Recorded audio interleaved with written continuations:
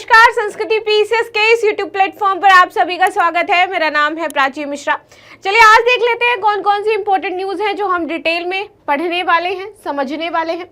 सबसे पहले हम बात करेंगे कांगो लोकतांत्रिक गणराज्य में जो स्वास्थ्य आपातकाल हो गया है, इसके बारे में हम समझेंगे आखिर क्यों है और क्या चर्चाएं। अभी आपने देखा होगा कि हाल ही में एक सेनेगल आपका देश है, वहां पर आपने देखा होगा कि लोग हड्डी से नशा करना उन्होंने शुरू कर दिया था, तो इस वजह से वहां पर क्या लगा दिया गया था, आपातकाल लगा दिया गया था। सूडान के आसपास का ये क्षेत्र था। अभी आप देख रहे हो कि कांगो गणराज्य में क्या हो गया, यहाँ पर आपातकाल लगा है। किस चीज को लेकर के? क्योंकि यहाँ पर आप देखोगे एम पॉक्स यानी कि मंकी पॉक्स के जो मामले हैं वो बहुत ही ज्यादा बढ़ रहे हैं, इसी वजह से यहाँ पर आपातकाल लगा दिया गया है।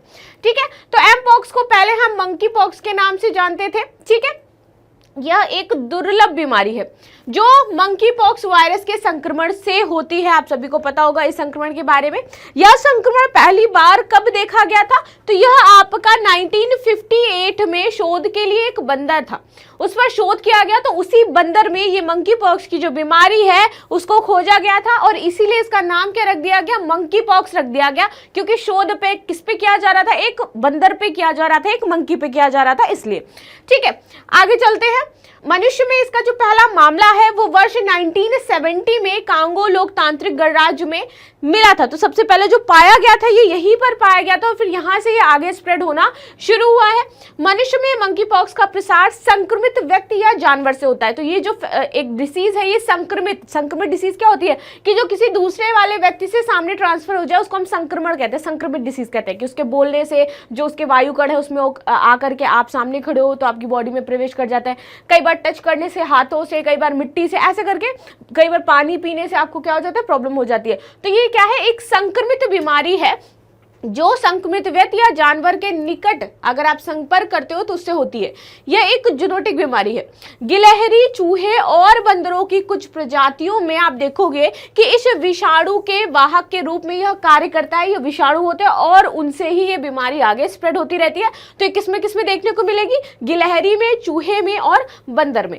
ठीक है, इसके प्रारंभिक लक्षणों में आपको बुखार आएगा, सिर दर्द आएगा, सूजन होगी, पीठ में दर्द होगा, जो आपकी जो बॉडी की मांसपेशियां हैं उसमें दर्द होगा और इस बीमारी में शरीर पर दाने उभर आते हैं, बहुत सारे जो हैं वो दाने निकल आएंगे। मंकी पॉक्स में अभी तक कोई सुरक्षित प्रमाणिक चिकित्सीय जो इलाज है वो उपलब्ध नहीं है। तो इसकी अभी तक कोई ऐसी एक तरीके से आप देखो कि वैक्सीन या फिर कोई इलाज ऐसा नहीं बनाया गया है जो ये आपको इससे रक्षा प्रदान कर सके। अभी वैक्सीन को लेकर के आपने देखा होगा कि कोविशील्ड की जो कंपनी थी उसने यह स्वीकार किया कि इस वैक्सीन के लगाने से लोगों में जिस एरिया में लगाई गई है, हाथ में लगाई गई है, तो उस हाथ में आप देखोगे रक्त के थक्के जमना शुरू हो गए। कई बार अभी हाल ही में 2 दिन पहले की न्यूज़ है कि एक लड़की की डेथ हो गई। उसके बाद इस कंपनी पर और भारतीय जो आपकी जूनोटिक कंपनी है उस पर क्या कर दिया है, उस महिला ने केस दर्ज कर दिया है कि आपकी कोविशील्ड की वजह से मेरी लड़की की डेथ हो गई और वो सिंगल गर्ल थी अपनी फैमिली की। अब देखिए आगे क्या होता है और क्या इसका समाधान निकलता है। आगे बात कर लेते हैं। यह है आपका डेमोक्रेटिक रिपब्लिक ऑफ कांगो, जहां पर यह बात की जा रही है। इसके जो स्टेट शेयर कर रहे हैं यानी कि सीमाएं जो ये साझा कर रहा है वो अंगोला से कर रहा है, जोम्बिया से कर रहा है, फिर से आप देखोगे Tanzania, Uganda, south Sudan, central Africa Republic, इस तरह से काफ़ी ऐसे देश हैं जिनसे अपनी सीमा साझा करता है। आगे बात कर देते हैं कांगो लोकतांत्रिक गणराज्य की। तो यह एक मध्य अफ्रीकी देश है और यह अल्जीरिया के बाद अफ्रीका का दूसरा सबसे बड़ा देश माना जाता है। इसकी सीमा मध्य में अफ्रीकी गणराज्य, दक्षिणी Sudan, Uganda, Rwanda, Burundi, Angola, Zambia और कांगो गणराज्य से लगती है। 30 जून 1960 को बेल्जियम से इसको स्वतंत्रता मिली थी, बेल्जियम से ये अलग हुआ था। राजधानी इसकी किशाशा कांगो नदी के किनारे जो कि स्थित है और नील नदी के बाद कांगो नदी अफ्रीका की सबसे लंबी नदी मानी जाती है, दूसरी।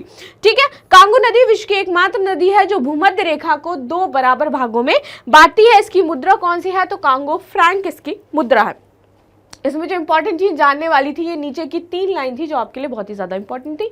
नील नदी जो कांगो नदी के बाद अफ्रीका की दूसरी सबसे नदी है और दूसरा सेकंड था आपका कांगो नदी विश्व की एकमात्र ऐसी नदी है जो भूमध्य रेखा है, यानी कि उसको 2 पार्ट्स में डिवाइड करती है।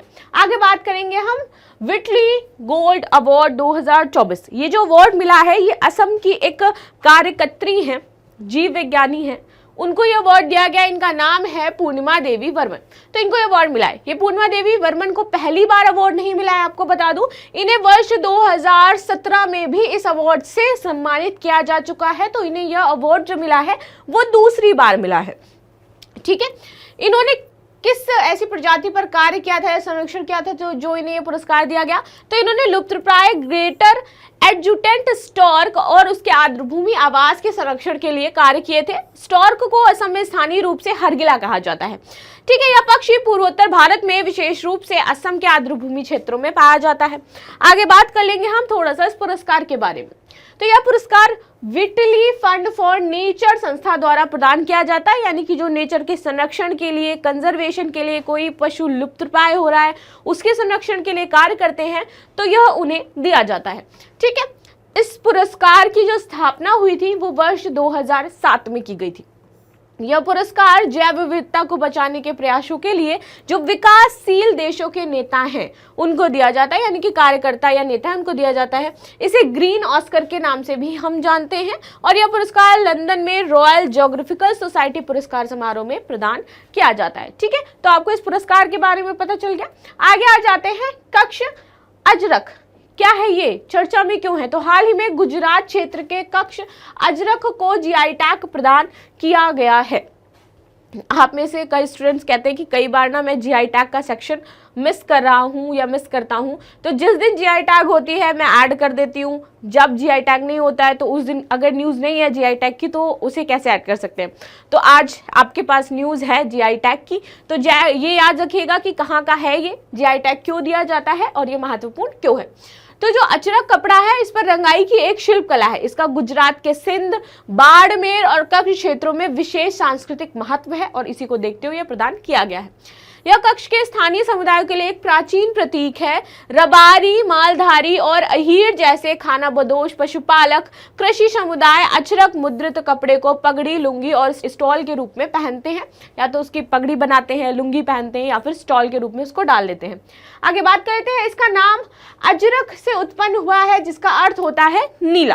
ठीक है, अजरक वस्त्रों में चटक रंगों का उपयोग किया जाता है और इसे पारंपरिक रूप से 3 रंग शामिल हैं, एक आपका लाल, एक सफेद और एक नीला।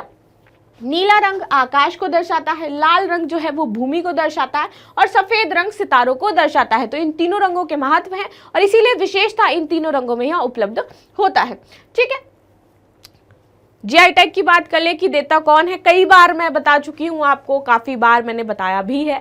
तो जीआई टैग बेसिकली यदि भारत में बात की जाए तो 2014 में सबसे पहले दार्जिलिंग टी को दी गई थी। इसके पश्चात अगर आपको जीआई टैग चाहिए तो कहाँ पर आपको सर्टिफिकेट देना पड़ेगा? तो चेन्नई में इसका मुख्यालय है जीआई टैग। ठीक है, तो उसके लिए आपको एप्लीकेशन लिख करके वहाँ देनी पड़ेगी। पहले अपने जो डिस्ट्रिक्ट मजिस्ट्रेट है देन वहाँ पर जा करके देंगे, वो देखेंगे, देन वो जीआई टैग देंगे। जीआई टैग से लाभ क्या होता है कि उस क्षेत्र का जो व्यापार होता है वो बिल्ड होता है, जिससे आसपास के जो लोग हैं उनको भी रोजगार मिलता है और ऑल ओवर आप देखोगे कि वो जो प्रोडक्ट है उसका नेशनलाइजेशन हो जाता है, यानी कि वो नेशनल लेवल पर अधिक प्रचलित हो जाता है, लोग जानने लगते हैं, पैकेजिंग होने लगती है।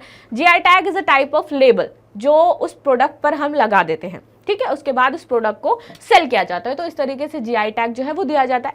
देने का काम हमारा डीआईपीआईटी डिपार्टमेंट है, उसके द्वारा जीआई टैग प्रदान किया जाता है और ये सिर्फ 10 वर्ष के लिए दिया जाता है, यानी कि 10 वर्ष बाद आपको जैसे लाइसेंस रिन्यूअल होते हैं ना, आपके पास यदि गन है या फिर आप देखोगे जब भी आचार संहिता लगती है आपके सारे, एक तो ये जो गन वगैरह हैं वो सारे जमा करवा लिए जाते हैं। जैसे कि इस टाइम चुनाव चल रहे हैं तो जिसके जिसके घर में गन, राइफल या इस तरह की चीज़ें होंगी उसको जमा करना पड़ता है जाकर के आपकी तहसील या फिर आप डीएम ऑफिस वहाँ पर, और आपको हर साल या 2 साल में आपको क्या है रिन्यूअल कराना पड़ता है। तो वैसे ही ये भी होता है कि आपको क्या है रिन्यूअल कराना पड़ेगा 10 साल बाद एंड देन वो आपका कंसीडर रहेगा आगे तक।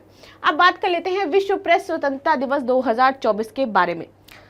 तो रही बात प्रेस की स्वतंत्रता की, आज हम विश्व प्रेस दिवस, स्वतंत्रता दिवस जो है वो मना रहे हैं, आज ही सेलिब्रेट करते हैं हम। लेकिन वर्तमान समय में देखोगे आपको प्रेस में उतनी स्वतंत्रता देखने को मिलेगी नहीं, जबकि हमारी डेमोक्रेसी का एक तरीके से 4th पिलर हम कहते हैं किसको, मीडिया को, प्रेस को कहा जाता है। ठीक है, क्योंकि हमारे हर देश के आप देखोगे हमें न्यूज़ कहाँ से मिलती है, प्रेस जो हमें न्यूज़ देता है वही जनता तक पहुँचती है। और आम आदमी जो है वो यूट्यूब खोल करके नहीं बैठता है, वो टीवी खोल करके बैठता है, समाचार देखता है। सुबह से शाम तक एक चाय की टपरी पर आप देखोगे समाचार चल रहे होंगे, जिनको नहीं भी पता है वो भी बैठ करके देख रहे होंगे और उनके काम की चीज़ उन्हें मिल जाएगी। यहाँ पर ये पार्टी जीत रही है, यहाँ पर ये पार्टी जीत रही है, इनने ये कार्य किए, ने ये कार्य किए। यानी कि जो लोगों तक एक कनेक्टिविटी का साधन है सरकार और जनता के बीच में, वो क्या है, हमारा मीडिया है। मीडिया ही सरकार और जनता के बीच में कनेक्टिविटी बनाता है। वो एक अलग बात है कि सरकार रैली के टाइम आ जाती है, दैट्स इट, उसके पहले नहीं आती है। और जो मीडिया जनता तक पहुँचाएगा वही हम समझेंगे। तो मीडिया आजकल बहुत ही ज़्यादा इन्फ्लुएंस्ड है। आप देखोगे कि कई न्यूज़ होती हैं ऐसे, बाद में पता चलता है जाकर कि अच्छा ये फेक न्यूज़ थी। तो इस तरह से कई सारे रेगुलेशंस भी किए गए हैं भारत में इसको लेकर के। तो देखते हैं कि इन फ्यूचर मीडिया की स्वतंत्रता कहाँ तक रहती है। लेकिन आज हम बात करेंगे इस टॉपिक के बारे में। तो 3 मई को प्रेस स्वतंत्रता दिवस मनाया जाता है। इसका आयोजन प्रत्येक वर्ष 3 मई को ही किया जाता है और इसका उद्देश्य क्या है कि प्रेस की स्वतंत्रता के महत्व के बारे में लोगों को जागरूक करना है। ठीक है, विश्व प्रेस दिवस की शुरुआत 1993 में संयुक्त राष्ट्र महासभा द्वारा की गई थी। विश्व प्रेस दिवस 2024 की जो थीम है वो ये है कि a press for the planet, journalism in the face of the environmental crisis. यह इस बार की थीम रखी गई है।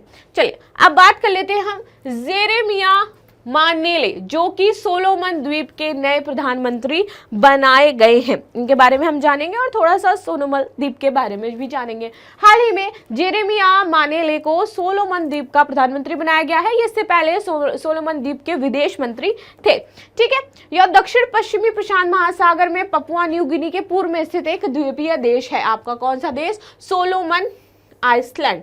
ठीक है, इसमें 990 से अधिक द्वीप शामिल हैं। इसकी राजधानी है होनियारा। इसकी राजधानी जो है वो ग्वाडलेक कैनाल द्वीप पर स्थित है। मुद्रा इसकी है सोलोमन द्वीप डॉलर। ठीक, चलिए नेक्स्ट बात कर लेते हैं स्टैंड अलोन प्राथमिक डीलर क्या है, इसको समझते हैं। तो आरबीआई ने स्टैंड अलोन प्राथमिक डीलरों यानी कि एसबीडी को विदेशी मुद्रा में वित्त पोषण की अनुमति प्रदान कर दी है। ठीक है, अब ये अपनी मूल कंपनियों और उसके द्वारा अधिकृत जो संस्थानें हैं वहां पर विदेशी मुद्रा से उधार ले सकते हैं। यानी कि वो क्या कर सकते हैं, आप डॉलर में उधार ले सकते हैं बेसिकली।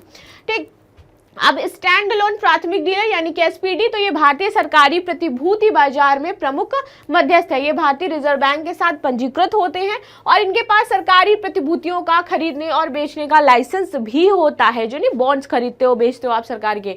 ये अभी तक call, notice, term money market, repo बाजार, अंतर कॉर्पोरेट जमा, वाणिज्यिक पत्र और गैर परिवर्तनीय डिबेंचर से धन उधार ले सकते हैं। अंत में आप सभी के लिए प्रश्न की विश्व में प्रत्येक वर्ष विश्व प्रेस स्वतंत्रता दिवस कब मनाया जाता है? 3 मई, 3 अप्रैल, 3 जून या फिर 3 जुलाई। तो आप सभी कमेंट में आंसर जरूर दीजिएगा। मिलते हैं नेक्स्ट क्लास में, तब तक के लिए धन्यवाद। लाइक शेयर सब्सक्राइब करना बिल्कुल भी ना भूलें।